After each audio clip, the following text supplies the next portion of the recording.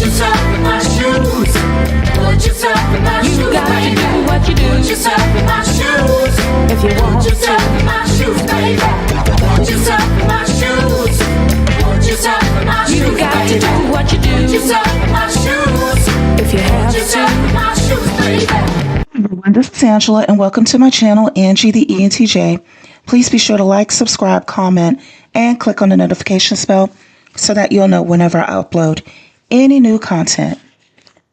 Oh, you all, this is unbelievable. This is the video from down in Danville, Kentucky. I believe it's somewhere near Lexington, Kentucky, where a dementia patient, Mr. John Hardwick, was accused of shoplifting while his wife, Mrs. Cindy Hardwick, was in another part of the store talking with some of the members of her church that she so happened to run into while shopping. Mr. Hardwick was violently arrested. So listen, trigger warning. Let's watch the video, and I will be back with my commentary. Of a Boyle County dementia patient who was arrested back in October for alleged shoplifting, among several other charges. Well, this morning, those charges were dropped and new body cam footage with audio of that incident revealed. LEX 18's Kaylee Randall was back in Danville to sit down with the man's attorney and relieved wife to get a deeper look into how this happened. And we want to warn you, the video you're about to see may be disturbing to some viewers.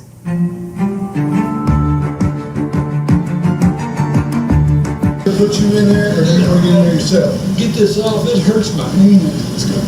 What are you doing? Oh. That is John Hardwick on a Danville police officer's body cam. The 66-year-old Danville man with dementia was arrested at a Walmart on October 15th for alleged shoplifting and public intoxication. Today in Boyle County Court, all charges were dropped and the case dismissed. John's wife, Cindy Hardwick, was in the courtroom. I can't believe it, and I give God the credit. My God is a big God. And I prayed this morning, it's all in your will, Lord, and I know you'll take care of it. And he has. Yesterday, we shared with you the Walmart security footage of 3 Danville police officers taking John to the ground. Then the video appears to show an officer hitting him several times. Now, a different angle of the incident with audio from the officer's camera. What are you doing? Put your hands behind your back. Put your hands behind your back. Put him on. What are you doing, buddy? Oh. Put your hands behind your back. Do it now or you're going to get taken. Behind your back. Oh, there. Please quit. I got him. Don't go. As the officers remove John from the store, he is heard repeating, "It hurts my hand." For about 3 days, he said, they hurt me. Before the encounter with Danville police, Cindy had gone to the store with John often. She explains that someone with dementia needs routines, and that's one of his. With someone with frontotemporal dementia, it's very big. It is with all, because they don't like to get out of the routine. But for him, if you do something out of line, he won't go along with it. So as long as he does his routine, he's very calm. During the shopping trip, Cindy stopped to speak with a couple who attends her church, losing John in the process and not realizing what had gone down. They had asked for his license, and he knows what the license is for, but he doesn't know that's a license. You know, he knows he got that to drive. That's probably about all he knows. Danville police say the employee put the alcohol behind the register. Then John walked around the counter and picked it back up. Then they say John tried to leave the store. He's passed all points of sale. He hasn't passed any yet. He hasn't stolen anything, but he did walk in the back behind the customer service desk and grab these off the shelf. He has not passed any point of sale. He has not stolen anything. Watch the officer's next reaction. Sounds like enough for shoplifting for me. Why didn't they contact me in there? Because he tried to tell him that. I even tried to carry in my car his papers on frontotemporal. Danville police also stressed that John refused to be handcuffed and they had to force him to the ground. He's leg whipped to the ground. There was an attempt at a chokehold. The officer used strikes to the suspect's shoulder to gain the suspect's compliance. I guess Chief Gray believes striking a 66-year-old man on the ground is appropriate. They are supposed to be protectors of us, we the people. After John is walked out of the Walmart, one of the officers is seen tightening and double locking his handcuffs as he pleads for them to be removed. Please get this off. I'm not taking these off of you till you get into outside the jail. In Boyle County, Kaylee Randall, LEX 18 News. I'm back. Are creatures of habit, and I'm sure that the Hardwicks frequent this particular Walmart quite often. His wife had to feel like it was safe enough inside of there for him to kind of wander around and do what he does before they both leave and go the heck home. The poor lady was in there talking to someone, and that's how he began to wander off to shop and to get a few things for himself, which, according to her, was not uncommon for him to do. We saw the heartbreaking ordeal with his arrest, and rest assured that the citizens of Danville, Kentucky are totally livid. They're all the way pissed off. And they have even created a petition on change.org to remove the numbskull arresting officer who made the uniform look bad, by the way. However, I do not want to focus too much on the incident itself, where, of course, all of the charges have been dropped against Mr. Hardwick, and the community has been pouring out support left and right on behalf of him, as well as for his wife, Mrs. Cindy Hardwick. I want to focus instead on the invisible abstract stuff as usual.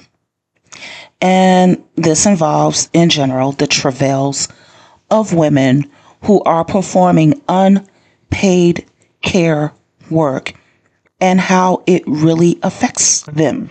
This is just a taste of the ish that women have to be on their toes about non-stop when caring for a vulnerable person. In the video that I uploaded previous to this one, that is titled, "We Have Already Won," quote unquote, we just don't know it yet, valuable insight from an abuse survivor, I took the time to show a circular flow chart in full detail in order to help everyone to understand why we all should be getting benefits from the government. And no, it is not communism. I do not like communism either. It's benefits that we are supposed to have because simply we've already paid for them. Y'all listen, this poor woman's life consists of being on call 24/7, 365 and 1/4 days per year for her husband's palliative care. And palliative care, for those who are not familiar with the jargon, is basically supportive care for people who have serious illnesses or conditions like Alzheimer's, like dementia, like people who are otherwise deeply vulnerable. In the U.S., the patriarchy pushes a perverted version of the helpmate narrative to normalize women into taking on these tasks full time and for free, as opposed to having the assistance of experts at her immediate disposal that she can call for help when needed. The society pushes this submissive and self-sacrificial trope for a woman as a means to wrench free labor out of her so that the government and businesses can avoid putting forth the funding as well as any other efforts that are needed to care for the people who have worked decades of their lives, paying taxes into the system, making businesses profitable, as well as contributing to local, state, and national efforts that enabled everyone to be prosperous. So they want to use them up. And when they're too old to work and too old to pay taxes, they want to be like, oh, nope, you the helpmate. You got to take care of them. That's your godly duty.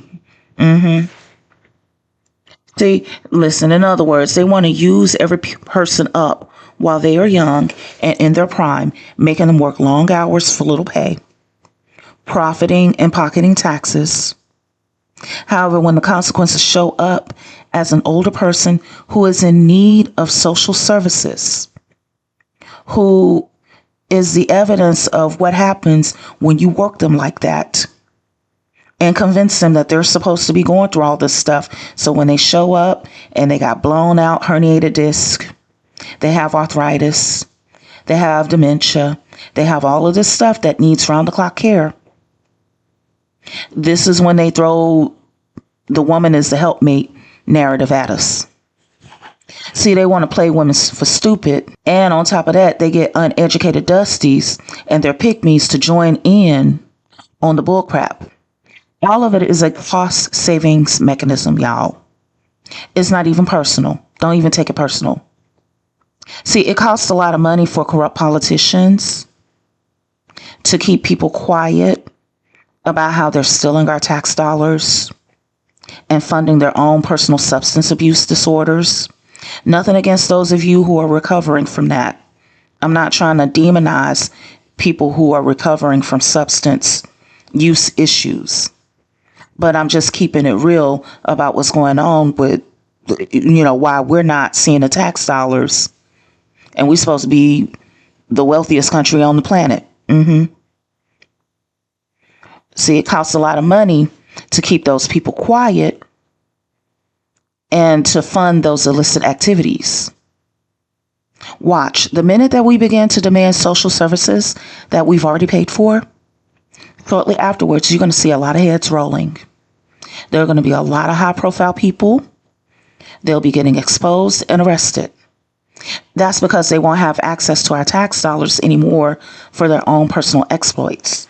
See, once we begin to demand the services that we've already paid for, sure, they can still try to sweet talk us by saying, oh, you women, you're the helpmate. They can still call us that.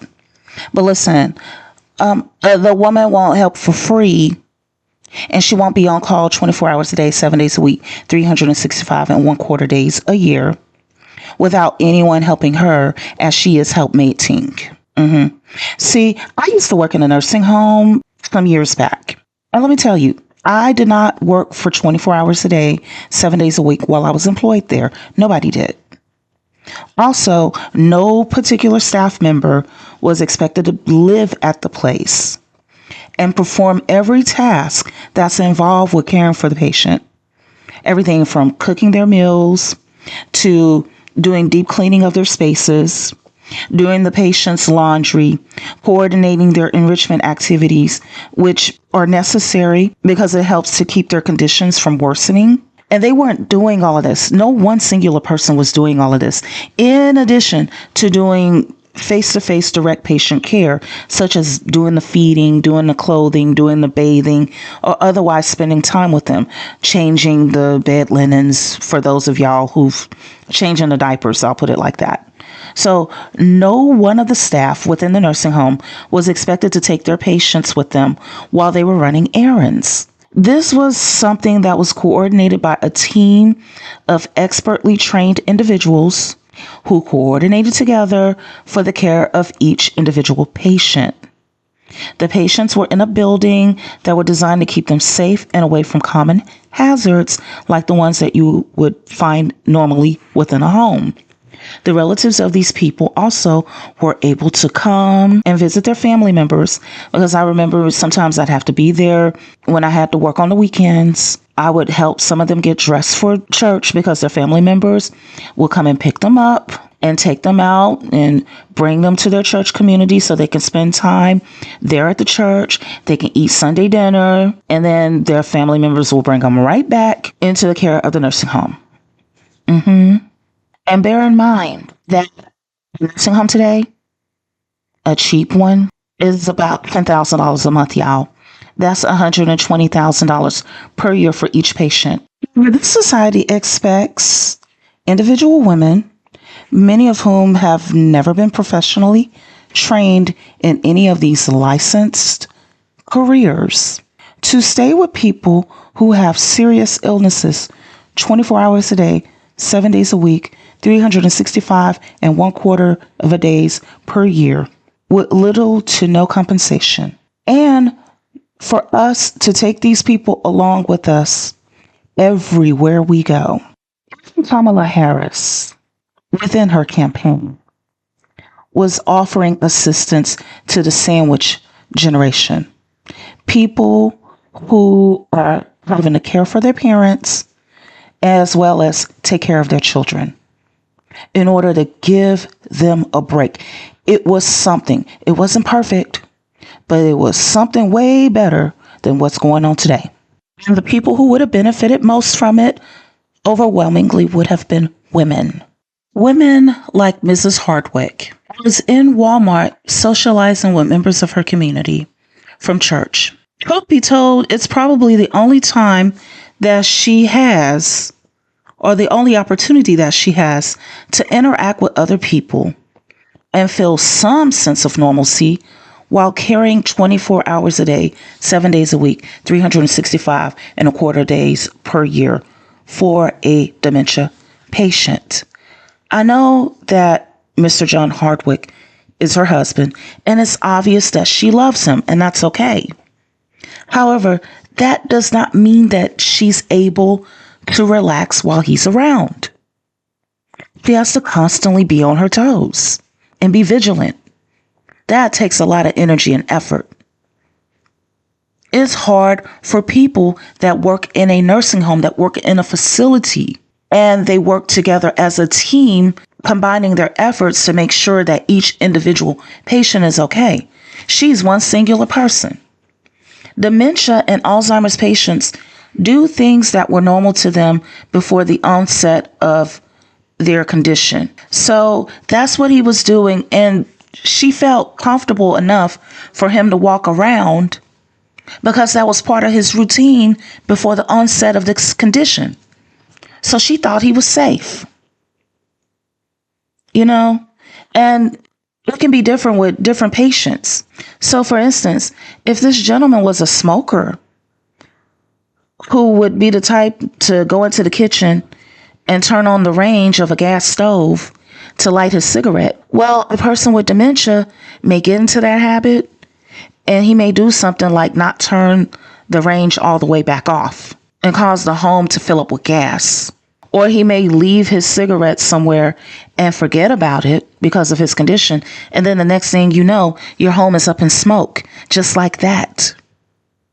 Or even worse, they can wander off, and that's what he did within the Walmart. But sometimes they can wander off outside. And you are there with no clue about where they're going and what is happening to them. There have been numerous tragedies of people that have wandered off, or they got into the car and started driving, and then they got confused and got lost. You see, this is the reason why U.S. citizens need to demand the social services that our tax dollars have already paid for. It's all right if this woman wants her husband by her side while he lives through dementia. I think that speaks to how wonderful of a person she is. And also, from the way he was behaving, he strikes me as somebody that was nice as a person before the onset of the condition. That's not always a guarantee, but a lot of times how they behave in the condition can be reflective of who they were before the condition onset. And trust me, I've been across some fighters. Like, I remember there was one patient who had Alzheimer's. At least 2 nurses had to be in the room when anything was happening with him to hold him down, while another one did whatever they needed to do because he would just randomly punch you. So, but anyway, that's off on a tangent. See, what I'm saying is that women like Mrs. Cindy Hardwick, she needs help. It's good that she loves him. It's good that she cares for him. But that doesn't diminish the fact that she needs assistance from time to time. There should be an equivalent of, for instance, a daycare for adults with special needs, where she can drop him off while she runs her errands and she can get a little time to herself. Maybe someone who can either accompany them and keep an eye on him, or someone who can stay at home with him while she goes out. And so that she does not have to worry about his welfare 24 hours a day, 7 days a week, 365 quarter of a days per year. On and on and on, nonstop without a break. See, the trained professionals who are employed to perform these tasks, they get paid salaries, they have vacation and holiday time, they have days off, and they are not giving their patients palliative care 24 hours a day, 7 days a week. It is too much and it is exhausting. And it can potentially be dangerous, not only for the person because they're not getting enough rest, they're not taking care of themselves, but it can be dangerous for the patient too. What if your routine is that you have to, draw blood or give injections and all this other kind of stuff, and you end up injecting the wrong thing, or you end up doing something that causes them harm. And there are legal ramifications with dealing with patients too, by the way. It's just too much and it's exhausting. But what I really want to focus on is just opening everybody's eyes up to the scheme that all of this help mating, it's just a way for the government and the corporations to team up and grab the tax funds that should pay for these services that this dementia patient's wife needs. She needs them for herself so that she can take a break. It's helpful to have some expert eyes around, so it helps them too. So those funds should be paying for those services and not be wasted by politicians who are indulging into illicit, immoral, and possibly illegal activities. See, this is the true reason behind why the helpmate narrative is pushed so hard. Oh, women are the helpmate. Ooh, you're supposed to be submissive. Let your husband lead. They're ganging up on the women to get the free labor. This government currently does not care about families, especially women and children. They only care that the people continue to work ceaselessly, pay taxes, and not fight back. So, of course, for instance, if you have a woman who's been trained as a girl, brainwashed into believing that it is her duty to be on call as a servant 24/7, 365, that whatever she's going through has been ordained for their husbands, for their in-laws, for their children, for everybody. Even when they have developed serious conditions or illnesses that require the assistance from an entire team of people, so long as she believes that it is her divine duty to take on all this effort, then she will do it for free and suffer while not demanding help, which is precisely what the government wants. Bear in mind that the government belongs to us, we the people, collectively. And the people that we elected are our employees, in the sense that they agreed to carry out the services that we demand. They're being paid a salary by us, and they're supposed to manage the tax dollars for the efforts that we want to see happening for us. And we've been supplying the tax dollars. Ladies, especially if you continue to go on with business as usual and performing this unpaid care work without any relief, you are going to burn out physically, psychologically, and possibly even financially too. It is not uncommon for caregivers, once their loved one has transitioned or is in another situation where they caregived until they couldn't caregive anymore and they eventually ended up in a nursing home, it's not uncommon for the caregiver to have a major medical event like a heart attack, like a stroke, or they start, arthritis and all kinds of stuff start onsetting. They have back issues from all that heavy lifting over the time that they were caregiving by themselves. You are going to burn out, and you don't have to. The money is already there, but it's being used to pay off underage girls to keep them from disclosing that a politician is a P to the E to the D to the O. Somebody that likes to do what Kelly R, say it backwards, was into, or something like that. Think about it like this. The more that you demand from the government, the less opportunities there are for waste, fraud, and abuse by government officials. And the harder it is for them to give tax cuts to billionaires while working people stay homeless. And For those of you who think that I'm only speaking on behalf of women, in fact, I've spoken out for children, and I've even pointed out on occasion how the patriarchy harms and abuses boys and young men too. Listen, because I know that I have haters tuning in, and it doesn't bother me at all. Listen, do you think that women are the only ones who are being affected by wage stagnation and the affordability crisis? Why do you think that it's harder for young people to move out of their parents' home? Why do you really think that it's harder? They need to guarantee there will be people who are trapped into unpaid caregiving. Since the divorce rate in the U.S. is high, and they already know that women would be opting out and living our best lives while leaving him to figure it out. So guess what? Since these people that voted for the orange one wanted states' rights so badly, now the states are beginning to enforce what are known as filial laws. That's spelled F like Frank, I-L-I-A-L. Filial laws. That's just a word that means children. Okay? In other words, because your mom and your dad bumped uglies however many years ago, however old you are, and created you, of course, at 9 months and your age. That's how long ago they bumped uglies and made you.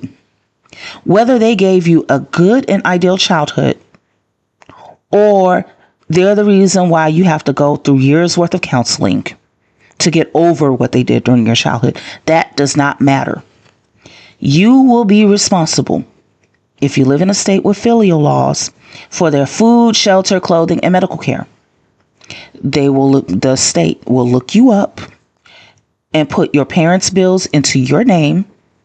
And that's because the government has mismanaged funds over the years, and now they do not have what it takes to care for one of the largest generations to ever exist as they are aging. I'm talking about the boomers, those who are left. A lot of them are becoming senior citizens if they're not senior citizens already, and those funds are taking a hit. So rather than the government admit that they effed up, because see, they're afraid of how you're going to react if they just told the truth. We've been mismanaging all these years, and we don't know how we're going to meet the needs of everybody. Especially when the last time I checked, we were like $36 trillion in debt. So rather than the government admit that they've messed up, instead, they will gaslight you with all of your filial responsibilities, the way that the society gaslights women into being the helpmate, or the one who does it all, whenever and however, and she just puts up with it. So, for all of the haters that are listening in, and the pick-me's too, I know some of y'all are tuning in. If you're going to hate on me and the women who get it, as well as our allies who support us, then also hate the fact that you're about to get hemmed up too. We hate women. We hate women. Whatever happened to church and state? They used to be friends. This is a great way for us to control women. Sir, how you doing? Listen, you're not with our group. I don't want you to I am with you. No, you're not. I am with you. I hate women. I hate women. That's why I'm here, okay? I deserve to be here. I think everyone here agrees with me. I 100% agree. I'm here because I cannot trust women to make their own decisions in life. If I could trust women to make their own decisions, then I'd be with you people.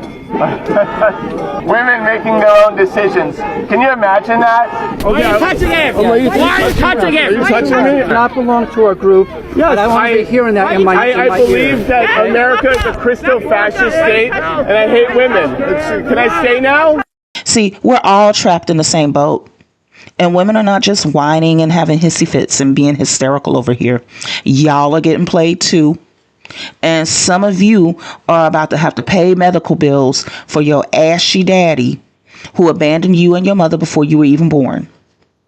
And he turned around and did not even work so that he can avoid paying child support to help you out while you were growing up. So you were eating peanut butter and crackers and Spam and getting your school clothes from the thrift store. And just because he's your dad, when he gets old and can't take care of himself, the state is going to say, you got any kids? What's their names? and you're going to get a letter in the mail saying you owe for your ashy daddy. So while y'all were busy hating on us that were swirling and divesting and demanding that whoever wants to be with us, that they have their own resources, you thought that we were just being selfish for ourselves.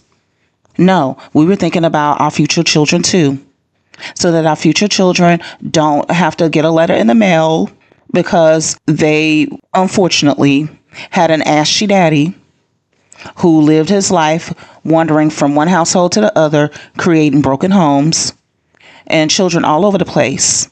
And now he's poor, hungry, and homeless, and he's seeking shelter, and the government doesn't have the funds. So what the government will do instead is enact punitive laws on the children. That's why we don't want to be with ashy men, dusties. For those of us that are dating or looking for marriage, we prefer to be with real men who have resources. And that's also why I support the child free movement and the West 4B movement. I think they up to 20 Bs by now. I could be exaggerating a bit, but there are a lot more Bs. I think it was 10, 11 B last time I checked or something like that. I support them too. Yes, I do. Because they are an anti-ashy dude, anti-ashy baby daddy movement. All of them. Because ashy daddies are detrimental to the economy, as is witnessed by the $50 billion a year a certain group of people are costing the government already. See, you all were wasting your time hating on a swirled, divested, West 4B, child-free movement women and our allies, calling them simps, calling them busters, whatever. While you were too busy hating on us, which y'all should have been doing, was standing up for your rights to guaranteed health care, guaranteed shelter as a basic human right, food and other social services, so that even your ashy, no good daddy who abandoned you and your mommy before you were even born could get the health care that he needs, even if he's unable to afford it. But no.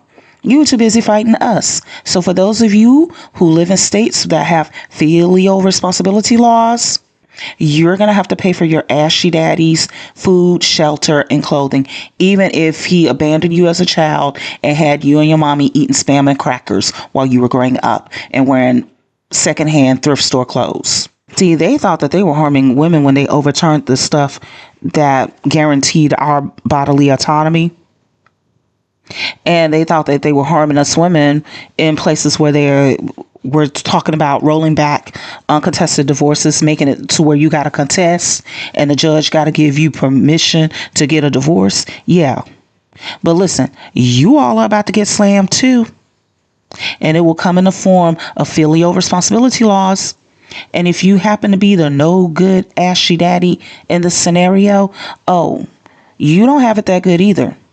Because, see, you better hope that you stay healthy. Watch what I tell you all. Pay attention. When they start enforcing those filial responsibility laws, we are going to start hearing about older people, especially ashy daddies, getting poisoned by their own children. Listen, and you know me, I'm not a violent person, so I would never advocate for this, and I'm not justifying it. But we're all grown people here. And I'm just saying that's how the ball is going to roll for these types. It's already happening in other parts of the world, and it's been happening for a while in some places. For instance, in certain parts of India, they do this ritual called Dayalikul. And forgive me if I am not pronouncing it correctly. It translates from the Tamil language. When I looked it up, it means showering. That's what they call it. It's actually illegal to perform Dayalikul in India. However, traditionally, and only in certain parts, not in every part of India, it's only in certain parts, they consider Dayalikul as a form of mercy unalivement or euthanasia of an elderly person who is in palliative care. And I'm not bringing this up to single out India, by the way, except to point out that from their own context, not me, they feel that they are trying to make this euthanasia as humane as possible. In other parts of the world, By contrast, they will call the elderly witches and warlocks and begin to hunt them down, when the reality is that the perpetrators, who are often young men in this situation, are angry because they blame the elderly for hindering them from engaging in full-fledged adulthood. Okay. And disclaimer, just because I said Tylee Cool is seen as a humane way of doing euthanasia from the context of the people who do this stuff, it does not, nor will it ever mean that I am personally in agreement with the practice or anything similar to it at all. I'm not. That's not what I'm saying. So I'm just saying that I know most of you already know me and know that I wouldn't say anything like this and be on that side. But for those are in, we have haters tuning in. So for those in the back, that's why I'm saying all of this. What I do know is that human beings, when placed in situations that affect their humanity, they will react in ways that are humanly predictable. So when people are placed in prosperity, time and time again, the society tends to be more peaceful, tends to be more focused on being altruistic and more personable and so on and so forth. And when people are placed into a situation where they will have to starve and take care of a person who will eventually pass away anyway, or they can go to work, earn money, and use the income to live their best lives, or collect on some insurance policies if you're talking about the American way of doing things, and gaining access to the properties that were once owned by this person. I'm somebody who would never do that. I will be here for my folks to the end. That's the way I'm built. However, I am not naive about the fact that some people might do something to prematurely end the clock, or to help their ashy daddy who abandoned them to go on ahead and kick the bucket and give him a quicker rope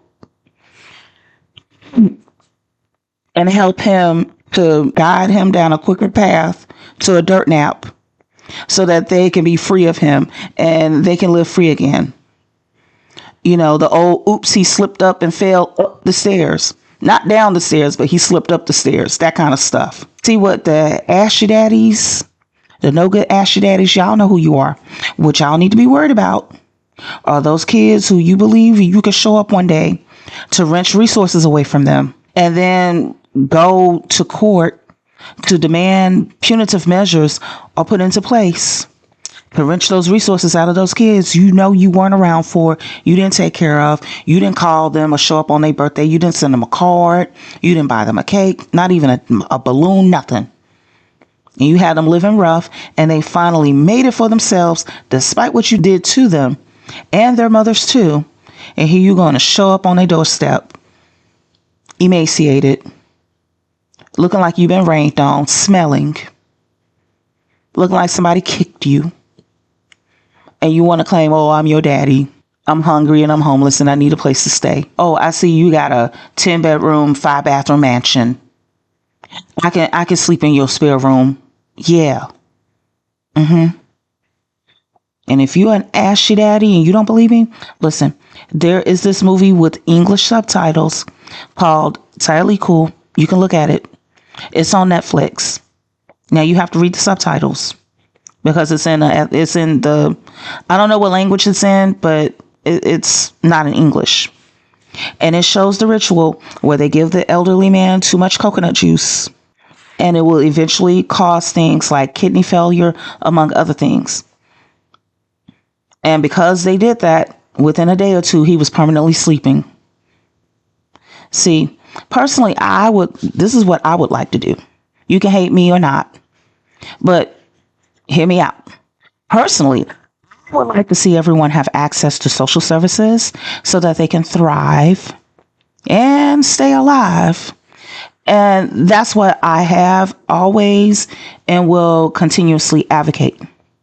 However, the patriarchy likes to be inhumane and place people into positions where they will also do something equally absurd and inhumane to relieve themselves of the patriarchal pressure. So for those haters that were like, at us women, You don't have bodily autonomy. You can't divorce us no more. You're going to be stuck with the kid. Okay. No, you fool. At you. You all better start pushing for universal social benefits that have already been paid for by our tax dollars or else. Watch what I say. A bunch of ashy dads are about to find themselves cremated by their own offspring because it's cheaper than a grave plot. And no, I'm not saying that's what people should do. I'm not. I'm forecasting from a purely economic standpoint. That's what happens if we collectively are not careful. Think about it like this. Think of it in another way. We could build apartment units throughout the U.S. that cost $100,000 per unit. So let's say there's an apartment complex with 500 units and a family of 4 people can reside in each of those units. Those buildings will cost about $50 million to build and house about 2,000 people at any given time, right? Let's say that the rent on each unit runs about $1,200 per month. That means that when all the rents are collected each month, the apartment complex would have earned $600,000 per month in income. At that rate, even if they don't raise the rent, it could take about 84 months or 7 years for the apartment complex to completely pay for itself and pay off the $50 million loan that it took to build it. That's not even mentioning federal, state, and local efforts to procure affordable housing. If young people could get a decent apartment for $1,200 per month in this day and age, they would move the heck up out of their parents' home quickly. And from my perspective, that's the real taproot reason behind why affordable housing is not being built. We have the resources here. We have steel factories. We have concrete. We can make bricks. Heck, we can quarry stone. Because see, what they're saying is that the price of lumber is through the roof. And that's why affordable housing is impossible to build. Why do you want to build a house from wood anyway? The first storm that comes through, especially high winds or worse, tornado, hurricane, is blowing it away. It's easy to catch on fire. When it floods out, it's ruined. But if you make it from stone, it's more likely to hold up to such catastrophic events. Think about it. Every being in nature has a habitat. Only human beings have problems with being homeless. Dogs know how to dig dens in the dirt. Cats know how to climb trees. Bears, they hibernate in caves. However, human beings are living out of their cars and beneath overpasses, couch surfing. Anyway, I went off on a bit of a tangent there. Let me bring it back. I said all of this to say that this woman, going back to Miss Cindy Hardwick, and the situation of her husband, John Hardwick, being a dementia patient and being confused and not knowing what's going on around him, and ended up being violently arrested. Women like her and women in general need to stop being associated with the impossible standards of providing round-the-clock care on demand to various populations of people. Today's story is about an elderly man with dementia who was wandering around the Walmart and got a couple of cases of beer. As someone who's worked with dementia and Alzheimer's patients in the past, if I would have seen him do that, I would have just gotten a good chuckle out of the fact that he remembered his favorite drink. And I would have tried to keep him occupied until I knew that he was safely in the custody of someone who could help him, or I would have helped to find his caregiver. That man was not a threat. He did everything that the clerk initially asked him to do. He was just confused, and it was heartbreaking to watch how the scumbags treated him. I know for a fact that if other police officers were present, maybe a different group, the outcome would have been different and they would have instead showed him empathy. However, what is not being said, and that's why I am speaking up, is basically, dang it, this woman, his wife, who clearly loves her husband and is with him till the end, cannot even take a break to feel normal. I see women struggling with baby carriages, baby strollers in the women's restrooms, or having older, differently able-bodied adults, maybe their children, who need full-time care. And it's a job just for them to, while they're in the middle of something, they're out. It took them hours to get prepared to run this errand that many of us take for granted. It's a whole day affair for them. And while they're out, maybe they just need to go to the bathroom. They just need 5 minutes. But that is an ordeal because they got somebody that is constantly in their care. And they need that full-time care. And it's just a job for the caregiver to freaking go into the bathroom to freaking take a piss. Or deal with monthly hygiene issues while out in public and having to keep an eye on the vulnerable person or the vulnerable people that they are caring for. This is not right. There are better ways to go about doing things. And this lady should have had access to facilities where she could have left him temporarily and know that he will be safe and surrounded by professionals. She should be able to have people come into her home and stay with him for a while she takes a break, or have a person who is being paid to be an extra set of eyes and ears to accompany them while they go out to different places. Dementia and Alzheimer's patients need to get out as often as possible, because it helps them more times than not with keeping their conditions from deteriorating any further. So maybe she's doing this to keep him because he's still recognizing his kids. He's still recognizing their grandkids. You understand? So all of this enrichment activity helps with his memory care.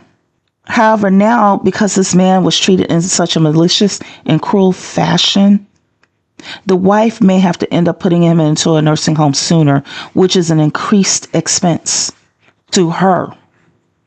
And also, the trauma that they put him through may have caused him to develop a trigger where he begins to panic and react.